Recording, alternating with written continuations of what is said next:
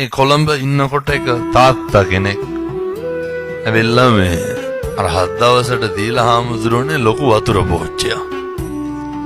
3 මාසේ බඩු අරන් යන්න ඇවිල්ලා අහනවා අර පෝච්චිය තියනවද කියලා. දීලා තියන්නේ 7 දවසේ මාස 3ක් ගිහිල්ලත් අතහැරලා නැහැ. ඕවා දෙන්න දීලා අතහැරලා දාන්න. ඊළඟ කාරණේ දෙන්න දීලා හිත හදාගන්න. දැන් ඔය දන්නව නේද දීලා හිත හදාගන්න බැරි වුණාම වෙනදී ගම්වල ඉන්නව නේද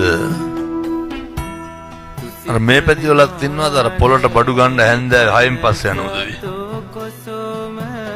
ඇයි ඒ යන්නේ? ඉතින් මං කියන්න ඕනේ අර ගොඩවල් සේරම දාගෙන එනවනේ රුපියල් 15ක් අඩුවේ කිලෝ එකේ. එකත් නෑ වෙලෙන්දු කලවම් කරලා ඔක්කොම හරි කරනවා. තව ඉන්නව රැද්දවාලක් නෑ.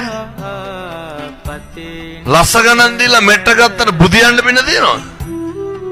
බුදියන්නේ 12ට විතර. ගෙවල් දොරවල් බිරිඳ දරුවෝ හිටියට ඉන්න වෙලාවක් තියෙනවා. එවනම් පෙර කරුම හොඳේ. සමහරව ඉන්නවා පින්නතේ කන්නේ නැහැ. මතක් නැති අපේ ගමේ අහවල්ලු ආයි කියලා. අදින්න මොන උත්සවයටත් දෙන්නේ 500යි.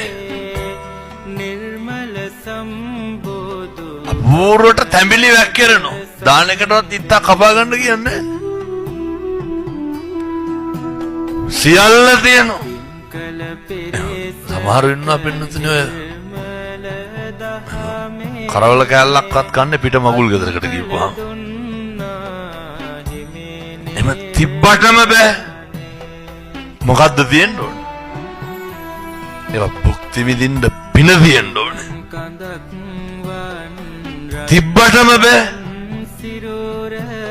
සමහරු ඉන්නවා ඒ අතර දවසට හොයන්නේ 3000 200ක් ඉතුරුනත් ඒකටත් සිගරට් එකක් කරන්නේ.